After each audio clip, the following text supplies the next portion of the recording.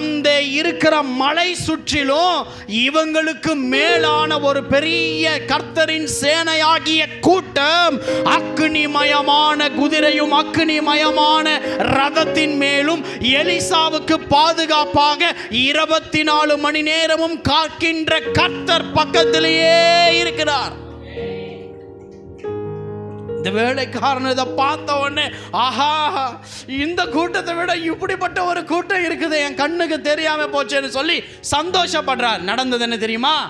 அப்படியே கதவை திறந்து வெளியே வரார். வெளியே வந்து ஒரு ஜெபம் பண்றார். ஆண்டவரே, என்னை சுத்தி வந்திருக்கிற இந்த ஆயுதங்கள், இந்த மக்கள், இந்த இராணுவம் கண் மயக்கம் உண்டாகும்படி செய்யும் அப்படின்றார். அப்போ அவங்களுக்கு கண் மயக்கம் உண்டாகி, அப்படின்னா யாரோடு பேசுறதுன்னு தெரியாம ஒருத்தரோடு பேசுறோம், அவங்க சொன்னா அந்த டைரக்ஷன்ல போயிடுவாங்க. அதுதான் கண் மயக்கம்.